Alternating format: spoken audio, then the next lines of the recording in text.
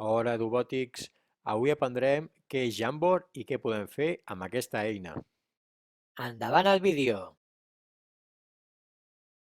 Jamboard és una eina de Google per presentar, editar contingut i compartir. Podrem crear sopes de lletres, tasques on els alumnes hagin d'escriure o ens pot anar molt bé per fer una pluja d'idees.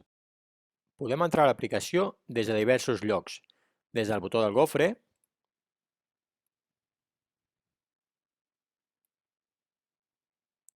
o bé, com en aquest cas, entrarem directament a una tasca que és un Jamboard.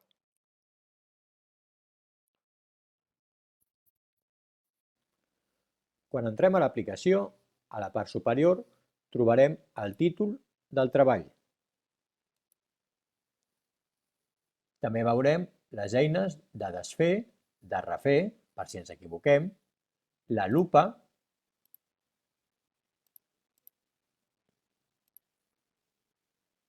podrem també aplicar el zoom que vulguem, i hi ha un botó que posa fons. En aquest cas podrem triar un fons personalitzat. Si volem esborrar tota la pissarra, clicarem a esborrar el marc. Per tirar enrere, apretem el botó a l'esquerra. A la part central trobem un botó molt interessant que ens permetrà veure els diferents marcs que tenim dintre el nostre Jam. D'aquesta manera podem veure tota la nostra feina i crear un marc nou pel nostre Jam. Podem anar passant clicant a les fletxes. I a la barra d'eines de l'esquerra trobem aquelles eines que ens serviran per dibuixar i escriure, com el boli, el rotulador o el pinzell. Podem triar els diferents colors per fer les nostres creacions.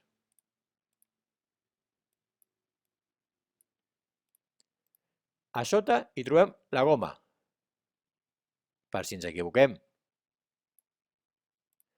La fletxa és per seleccionar aquells elements que vulguem moure.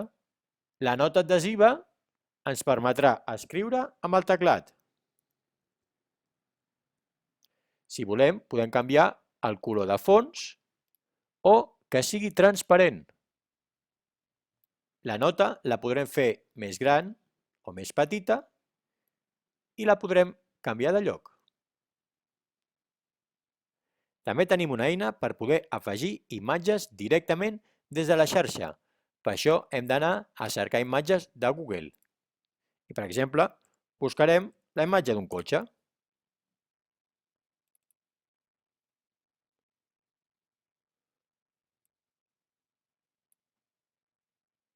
També tenim el punter làser, per si estem compartint el nostre Jam amb els alumnes i volem ressaltar una part.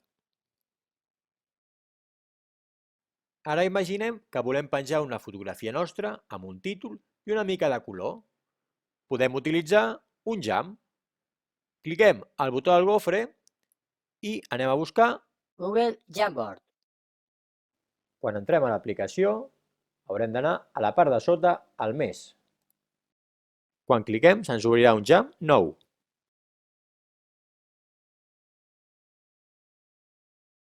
Quan haguem acabat, anem al botó del semàfor dels 3 punts i veurem una opció que diu baixar com a PDF.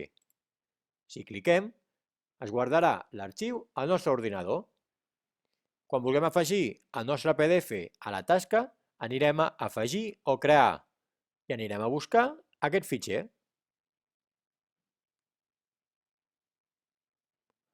I finalment entregarem la tasca.